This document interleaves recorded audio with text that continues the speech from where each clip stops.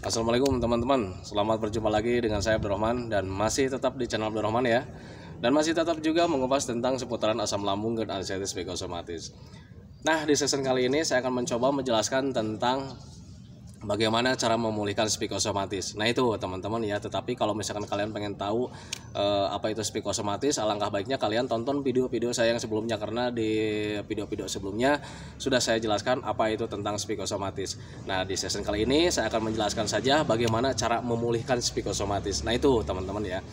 Nah sebelum kita menangani atau membicarakan tentang bagaimana cara memulihkan psikosomatis, kita harus kenali dulu ya sifat psikosomatis itu apa gitu teman-teman ya. Nah sifat psikosomatis itu teman-teman ya, apa yang kita pikirkan pasti itu akan terjadi. Nah keterkaitannya seperti begini teman-teman ya. Jadi ketika kita selalu memikirkan apa yang kita pikirkan, memikirkan tentang sesuatu, memikirkan tentang sesuatu, dan kemudian pemikiran itu kita pikirkan terlalu dalam gitu, terlalu keseringan, merupakan menjadi suatu hal yang sangat besar, tertanamkan dalam pikiran kita teman-teman ya. Nah maka itu akan terjadi. Kenapa bisa terjadi? Karena tubuh kita yang merespon. Nah itu teman-teman ya. Jadi apa yang kita pikirkan, tubuh kita meresponnya. Nah itu teman-teman, makanya sifat psikosomatis itu apa yang kita pikirkan pasti akan terjadi. Nah itu sifatnya ya. Nah itu teman-teman ya. Nah kemudian ciri-ciri psikosomatis itu apa teman-teman ya? Orang yang terkena psikosomatis itu mempunyai ciri-ciri yang tertentu teman-teman ya, karena dulu juga saya sering mengalami ya. Akhirnya saya juga bisa mengungkapkan itu lewat sepengalaman saya teman-teman ya. Nah orang yang terkena psikosomatis itu mempunyai ciri-ciri atau sifat-sifat ya seperti sering melamun teman-teman ya. Jadi setiap harinya itu, setiap jam bahkan setiap menitnya itu ya sering melamun juga gitu ya. Kemudian selain sering melamun itu sering mengira-ngira ya. Jadi sering suudon lah sama diri sendiri gitu teman-teman ya. Jadi suudonnya kita itu terhadap diri sendiri. Kalau misalnya ada sensasi yang datang, wah ini jangan-jangan penyakit ini, wah ini jangan-jangan penyakit ini. Nah itu ya suudonnya kita ya. Jadi itu ya ciri-ciri orang yang terkena psikosomatis. Kemudian kurang fokus teman-teman ya. Jadi kalau misalkan kita mau mengerjakan apapun itu pikirannya kemana saja gitu teman-teman ya. Tindakan mungkin kita di pekerjaan yang kita lakukan, tetapi pemikiran masih aja kemana gitu teman-teman ya. Nah itu kurang fokusnya. Kadang kalau misalkan lagi diajak ngobrol sama orang lain juga, pemikirannya ya suka kemana-mana gitu teman-teman ya. Jadi kita berhadapan mungkin sama orang lain lagi komunikasi gitu teman-teman, tetapi pikirannya melayang entah kemana. Nah itu sifat-sifat atau ciri orang yang terkena psikosomatis ya. Nah itu teman-teman ya. Nah kemudian selain kurang fokus juga, itu ciri-ciri orang yang terkena psikosomatis itu malas bergaul ya. Jadi senangnya itu diam di rumah, merasa-rasakan, karena sering berpikir tentang apa yang terjadi dalam diri kita teman-teman ya. Nah itu ciri orang yang terkena psikosomatis. Jadi untuk bergaul itu kadang ada rasa tidak nyaman lah gitu ya teman-teman ya. Nah itu, nah kemudian untuk dampaknya juga sangat banyak sekali teman-teman ya. Jadi selain sifat kemudian ciri, nah dampak dari psikosomatis itu sangat banyak sekali teman-teman ya. Nah itu kayak macam dampak kena medisnya. Kalau psikis itu kan psikosomatis itu dominannya itu psikis ya. Tetapi dampak dari psikis itu sangat banyak sekali di medis teman-teman ya. Kayak macam pegal-pegal, sakit kepala, kemudian BB menjadi kurus, kemudian dada terasa berat, rambut rontok, meriang, kemudian tidak ada mood atau kurang gairah, kemudian muka kusam, jarang tersenyum, mudah kaget. Nah itu banyak sekali ya. Banyak sekali orang yang terkena gangguan psikosomatis itu berdampak di medisnya itu sangat banyak sekali. Nah itu teman-teman, jadi kalau misalkan kita mengenalinya apa itu psikosomatis, kemudian kita tahu sifat-sifat psikosomatis itu seperti apa, kemudian ciri-cirinya orang yang terkena psikosomatis itu bagaimana, nah kemudian dampaknya juga bagaimana, tanpa kalian cari tahu pun untuk menangani psikosomatis itu sangat mudah sekali ya. Nah itu teman-teman ya. Jadi kebalikannya seperti itulah gitu ya teman-teman ya. Kalau misalkan dari sifat misalkan gitu ya, untuk menangani psikosomatis kita lihat dari sifat itu, sifatnya itu kalau seandainya apa yang kita pikirkan itu maka akan terjadi. Makanya kita harus memikirkannya itu jangan berpikiran tentang hal-hal yang negatif teman-teman ya. Waduh jangan-jangan penyakit saya itu akan lama sembuhnya. Nah itu teman-teman ya. Jadi makanya harus berpikirnya itu seperti ini, besok saya akan sembuh. besok saya akan sembuh, ya. Nah itu kalau misalkan kalian berpikir secara terus menerus seperti itu teman-teman, ya tanpa disadari itu kesembuhan kalian nanti akan tertanam dalam pikiran kalian, maka tubuhnya itu akan merespon dengan sendirinya, maka kesembuhan akan kalian dapatkan dengan jangka waktu yang dekat. Nah itu teman-teman ya, itu kalau misalkan dari sifat gitu ya teman-teman ya, karena untuk sifat psikosomatis itu apa yang kita pikirkan maka itu akan terjadi. Makanya mulai dari sekarang jangan berpikir hal yang negatif, berpikir saja yang positif ya. Ini bakalan sembuh, karena memang bakalan sembuh gitu ya teman-teman ya. Tanamkan dalam pikiran kalian bahwa ini bakalan sembuh, tidak akan apa-apa, karena memang tidak akan apa-apa. Ini tidak berbahaya, karena memang tidak berbahaya teman-teman ya. Nah itu teman-teman ya. Dan kemudian cara menanganinya dari ciri gitu ya. Kalau misalnya barusan dari sifat ya, kita tangani dari ciri. Sering melamun ya. Nah itu orang yang terkena psikosomatis banyaknya itu sering melamun. Karena apa? Karena kita selalu membayangkan atau memikirkan tentang sesuatu yang negatif teman-teman ya gitu. Jadi makanya kalau misalnya sering melamun ya sudah, jangan melamun saja. Nah itu, jadi kita menanganinya dengan kebalikannya. Nah itu teman-teman, berpikirlah hal yang wajar, berpikirlah secara logika gitu teman-teman.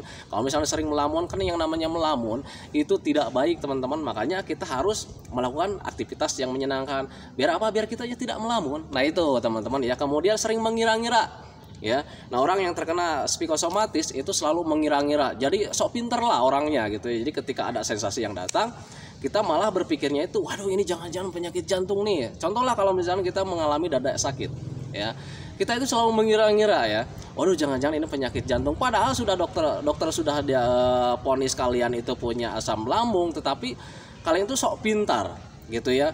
Sifat penasarannya sangat besar sekali. Waduh ini jangan-jangan penyakit jantung, jangan-jangan itu dokternya itu salah mendiagnosa. Nah itu teman-teman ya, itu makanya jangan pernah mengira-mengira. Kalau misalkan kalian sudah diponis asam lambung sama dokter ya sudah ya, jangan pernah mencari penyakit-penyakit yang lain. Dokter lebih pintar. Nah itu teman-teman ya, kalau misalkan kalian dapat ilmu dari mana? Nah itu teman-teman ya. Nah itu makanya kalau misalkan kalian masih sering mengira-ngira, ya sudahlah, kalian nggak usah mengira-ngira.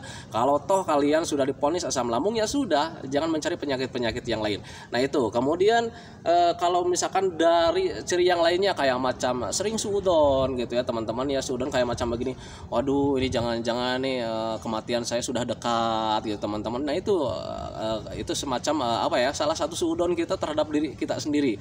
Nah itu teman-teman, makanya jangan pernah berpikir ke sana gitu teman-teman. Kita hidup bakalan panjang lagi. Karena apa? Karena untuk gangguan asam lambung dan artritis psikosomatis, saya tekankan sekali lagi, tidak berbahaya sama sekali, hanya mengganggu saja. Mengganggu terhadap apa? Terhadap kualitas hidup kita yang menjadi kurang produktif teman-teman ya.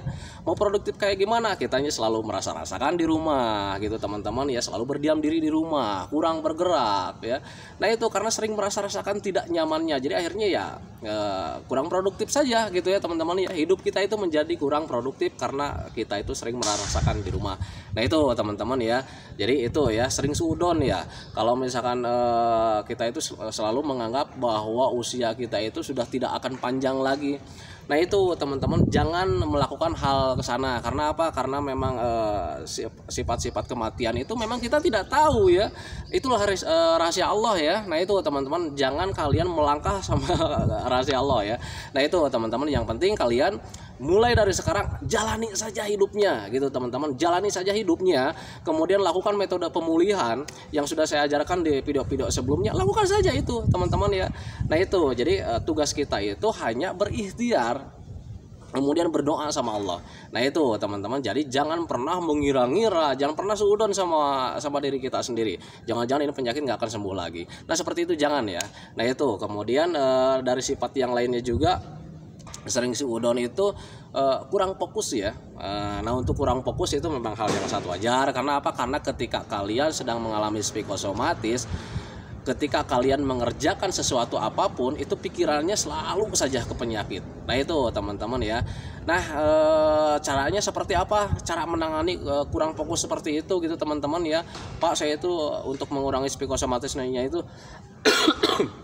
saya itu selalu melakukan hobi yang menyenangkan. Tetapi ketika melakukan hobi yang menyenangkan juga, itu pemikiran tentang penyakit selalu ada.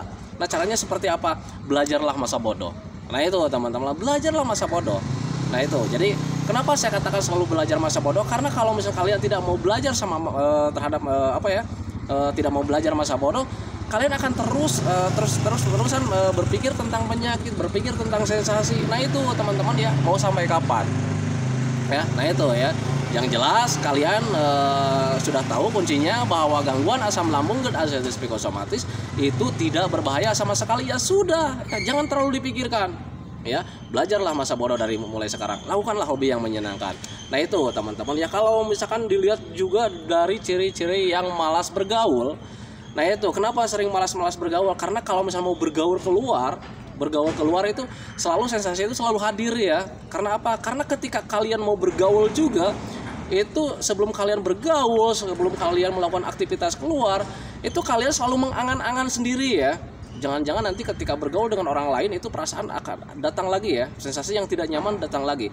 Nah seperti itu, makanya hentikanlah seperti itu ya, pemikiran-pemikiran hentikan. Kalau misalnya kalian masih malas bergaul, yang penting intinya kalian sudah dapat ya bahwa gangguan asam lambung dan anxieties psikosomatis tidak berbahaya, ya sudah itu saja. Makanya mulai dari sekarang belajarlah bersosialisasi dengan orang lain, karena untuk bergaul itu akan melatih mental kalian menjadi berani lagi. Yang sekarang mentalnya masih mental tempe yang malas-malasan keluar karena ada ketakutan tersendiri, latih dari mulai sekarang. Mau sampai kapan kalau misalnya tidak dimulai dari sekarang? Nah itu teman-teman ya. Nah kemudian untuk dampaknya, nah itu barusan dari ciri-cirinya ya, dari ciri-cirinya, kemudian dari sifat-sifatnya ya, kemudian sekarang kita lihat dari dampaknya ya, kayak macam pegal-pegal gitu ya, kemudian sakit bagian kepala gitu ya, kemudian BB-nya menjadi kurus, dada terasa berat, kemudian sering pening, kemudian sering meriang karena jarang mandi. Orang yang psikosomatik itu karena jarang mandi ya. Nah kemudian tidak ada mood ya, tidak ada keinginan, tidak ada gairah, rambut juga menjadi rontok karena banyak pikiran ya. Nah itu dampak dari banyak pikiran teman-teman ya. Nah itu makanya mulai dari sekarang stop berpikir yang aneh-aneh, stop berpikir yang bukan-bukan ya. Perbaiki hidup kalian dengan cara seperti apa? Belajarlah masa bodoh dari mulai sekarang. Yang penting kalian itu sekarang itu penuhi saja makannya, penuhi saja gizinya, mineralnya penuhi, kemudian lakukan aktivitas yang menyenangkan. Ada sensasi apapun yang terjadi dalam diri kalian, ya sudah, belajar masa bodoh aja. Ini hanya dampak saja, kayak macam pegal-pegal itu cuma dampak saja. Itu dampak dari banyak pikiran. Kemudian sakit kepala juga itu dampak dari banyak pikiran, gitu ya teman-teman ya. Kemudian dada terasa berat itu karena kalian juga banyak pikiran, itu teman-teman ya. Nah kemudian rambut rontok, banyak yang mengeluh juga, Pak BB saya turun. Kalau misalkan kalau turun memang kalian mau ngapain ya? Kalau misalkan BB kalian turun, emang masalahnya kenapa? Gitu teman-teman ya. Orang yang tidak terkena asam lambung dan anxieties psikosomatis saja selalu mengalami berat badan itu turun teman-teman. Jadi jangan dibikin hal yang sangat besar sekali teman-teman ya. Nah itu yang penting, catatan, gangguan asam lambung dan anxieties psikosomatis tidak berbahaya sama sekali, karena tidak berbahaya sama sekali. Kalau misalnya kalian turun berat badannya ya sudah, taikkan saja. Logikanya seperti apa? Kalau misalkan berat badan kalian turun, cara menaikannya seperti apa? Banyak makan, banyak minum, ya sudah, stop berpikir keras. Ya sudah, begitu saja. Nah itu teman-teman. Terus kemudian kalau dari dampak nih ya, dampaknya itu pegal-pegal Pak, karena saya banyak pikiran kok dampaknya sekarang pegal-pegal. Ya memang seperti itu. Nah kemudian cara menangani pegal-pegalnya seperti apa? Ya kan kalian tahu sendiri, pegal-pegal itu karena banyak pikirannya, stop berpikir tentang hal yang besar, itu stop, gitu teman-teman ya. Nah itu, jadi cara menangani psikosomatis itu sebetulnya sangat gampang sekali. Jadi kalau misalkan dilihat dari sifat, itu memang sifat psikosomatis, apa yang kita pikirkan maka selalu akan terjadi. Karena apa? Karena pemikiran itu selalu tertanam dalam pikiran kita, akhirnya tubuh kita itu merespon dengan sendirinya. Makanya kalau misalkan dilihat dari sifat, mulai dari sekarang berpikirlah hal yang jernih, berpikirlah hal yang positif. Penyakit ini tidak berbahaya, karena memang beneran tidak berbahaya ya. Saya akan sembuh karena memang bakalan sembuh. Nah itu teman-teman ya. Jadi itu dari sifat, apa yang kalian pikirkan maka akan terjadi nanti di kemudian hari. Nah itu teman-teman, mulailah dari sekarang, jangan pernah mengira-ngira ya. Jangan pernah berpikir ke hal yang negatif, berpikirlah positif. Nah itu teman-teman. Kemudian kalau misalnya menangani dari ciri-ciri ya, sering melamun, kemudian sering mengira-ngira, ya stop mengenai hal itu. gitu teman-teman. Kemudian kalau misalnya mau menangani dari dampak ya, pegal-pegal, sakit kepala seperti itu, ya sudah stop saja. Kalian kalau misalnya mau mengobati pegal-pegal karena banyak pikiran, kalian kerokan, kalian pijit juga, itu mungkin pegal-pegalnya akan hilangnya itu cuma 1 jam 2 jam. Besok harinya datang lagi. Kalau selama pikiran kalian masih belum teralihkan gitu teman-teman ya. Jadi mau sampai kapan kalian menangani pegal-pegal? Karena kalau misalnya kalian mau menangani dampaknya, itu kenali dulu asal mulanya dari mana teman-teman. Kayak macam gini lah, saya dulu di video-video sebelumnya itu di bagian yang paling lama saya selalu menjelaskan untuk contoh psikosomatis itu kita kenali dulu asal mulanya. Contoh kalau misalkan kita mau menangani meriang ya, kalau misalnya kita menginjak paku akhirnya kan kakinya berdarah gitu ya, kemudian kita panas dingin, kita datang ke dokter. Dokter nih, saya ini panas dingin gimana nih? Ya udah sama dokter dikasih obat panas dingin gitu ya teman-teman ya untuk mengurangi meriangnya. Itu nggak akan sembuh-sembuh karena apa? Karena ujung pangkalnya bukan dari panas dinginnya teman-teman, tapi dari nginjek pakunya ya. Mestinya kan diobatinnya itu yang nginjek pakunya. Nanti kalau misalnya nginjek pakunya sudah beres, sudah sembuh ya otomatis panas dinginnya itu meriangnya juga akan hilang.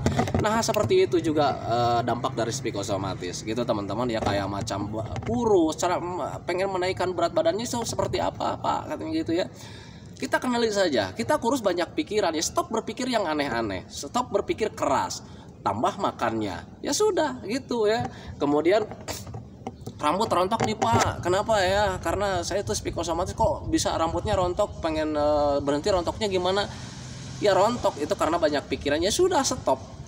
Tentang berpikir yang aneh-aneh, berpikir yang negatif itu stop. Nah itu teman-teman ya, itu untuk menangani dampak. Karena untuk dampak dari psikosomatis itu sangat banyak sekali teman-teman ya. Bisa pegal-pegal, kemudian sakit kepala, kemudian BB bisa turun ya, sangat drastis menjadi kurus. Kemudian dada bisa berat juga, bisa juga ke arah sana. Kemudian rambut rontok sudah jelas gitu ya untuk psikosomatis. Kemudian sering pening kepala nih karena banyak pikiran gitu ya teman-teman. Kayak macam migrain kayak gitulah. Nah itu teman-teman, kemudian sering meriang juga. Nah itu bisa diakibatkan dari psikosomatis juga. Kemudian tidak ada mood ya, tidak ada keinginan, tidak ada semangat, tidak ada gairah. Nah itu bisa dari psikosomatis juga. Kemudian mukanya kusem, kemudian kurang ceria. Nah itu bisa dari psikosomatis juga. Kemudian jarang tersenyum, karena untuk tersenyum itu malas. Kenapa bisa malas? Karena sering berpikir penyakit, berpikir tentang sensasi. Nah itu kemudian kalau misalnya lama-lama itu jadi mudah kaget gitu ya. Kenapa bisa mudah kaget? Karena kita sering tidak fokus. Contoh lah kalau misalnya kita masak ya, kita masak itu konsentrasinya tidak dimasak teman-teman, tangan melakukan si masak ya, melakukan pekerjaan, tetapi pemikirannya tentang penyakit, tentang sensasi. Akhirnya kalau misalkan datang teman, kalau misalkan kemudian manggil, apalagi sampai misalkan apa ya, nyolek gitu, kemana lo, ngapain lo katanya, itu akan kaget. Karena apa?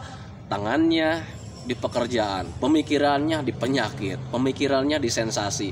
Jadi pemikiran kita terbagi, tidak fokus. Akhirnya ketika ada sesuatu yang bisa mengejutkan, akhirnya kita itu mudah kaget. Nah itu teman-teman ya, itu dampak dari psikosomatis. Makanya untuk menangani psikosomatis, kalian harus kenali dulu yang pertama sifatnya, kemudian cirinya, kemudian dampaknya.